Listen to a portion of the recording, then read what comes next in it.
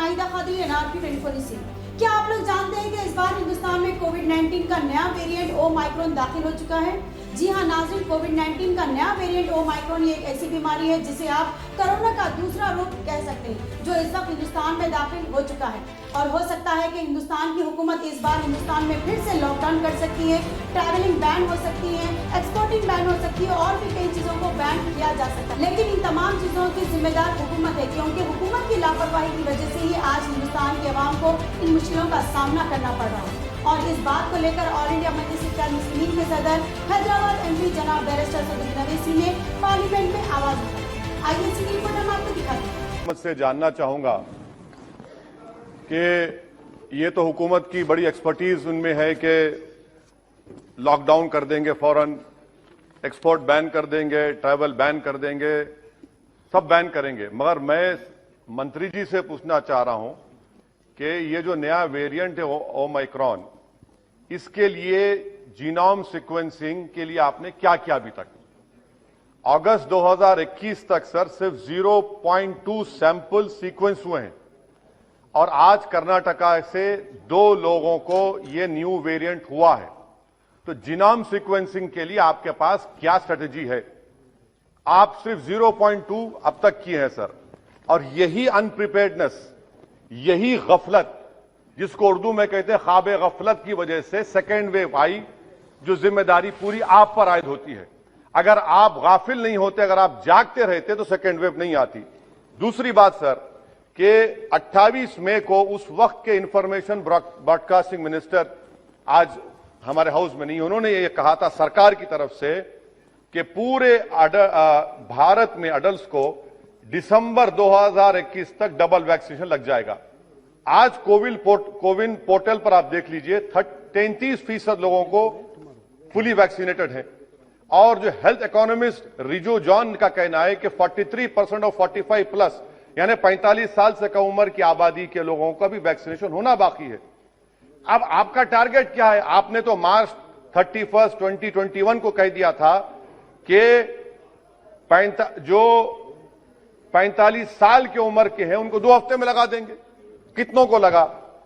तीसरा मेरा सवाल हुकूमत से यह है कि आपने कहा था, सरकार ने, मोदी सरकार ने कहा था कि यह सरकार 2.15 बिलियन एडिशनल डोसेस को मैन्युफैक्चर करेगी अगस्त दिसंबर 2021 में।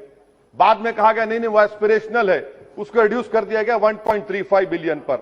मैं सरकार से जानना चाहता हूं कि अगर 1.5 करोड़ डोसेस पर डे नवंबर दिसंबर में आपने 40 करोड़ डोसेस पर मंथ में आपने प्रोड्यूस करना था, तो फिर आपने अब तक सिर्फ 16 करोड़ डोसेस अक्टूबर 2021 में क्यों लगाए? यानी यह भी आपकी झूठ, जो आप कहते हैं उसके टोटल खिलाफ आप काम करते हैं। आप सरकार यह बता दे कि पूरे भारत में पूरों को 2 डोज कब तक लगेगा?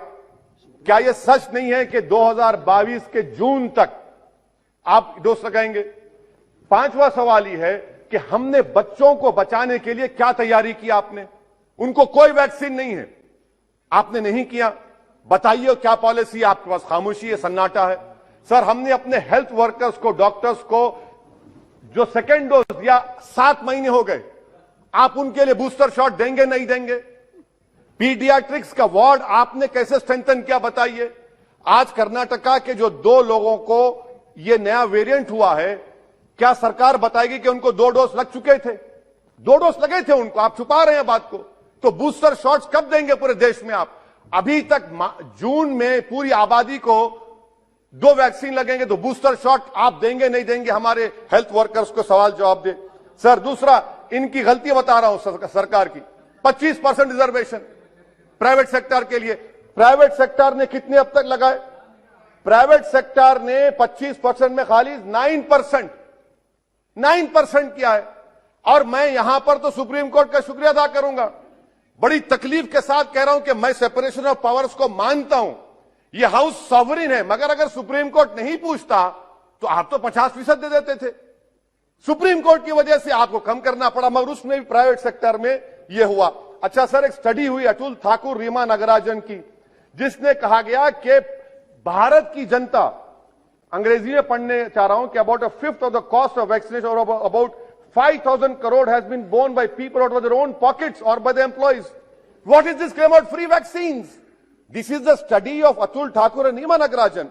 Sir, another point of where court intervened. Had the court not intervened and asked about vaccines, you are giving credit to Modi, Mr. Modi, the Prime Minister. But when did you order the vaccines?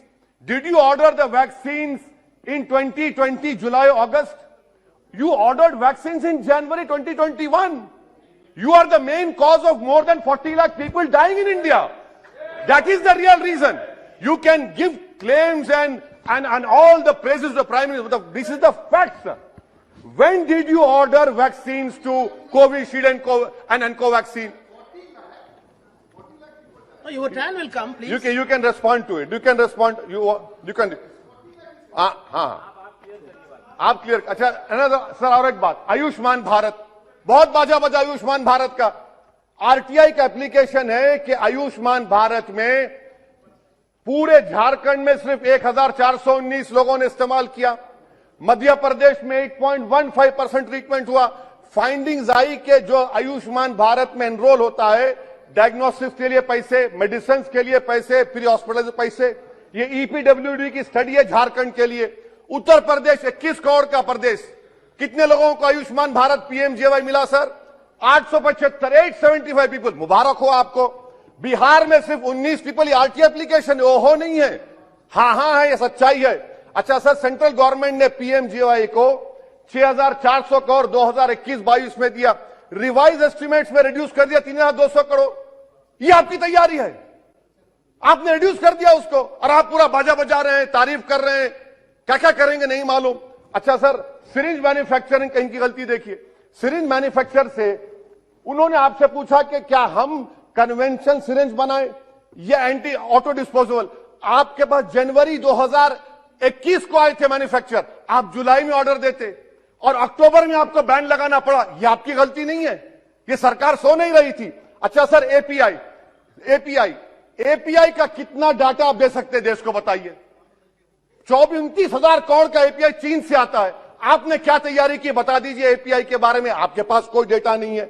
Indigenous. अच्छा sir, Covid testing की वजह से sir आपको बता रहा हूं कि हमारे देश में 20,000 लोग टीबी से मर गए क्योंकि खाली कोविड टेस्टिंग. और उसके लिए आपने क्या तैयारी की?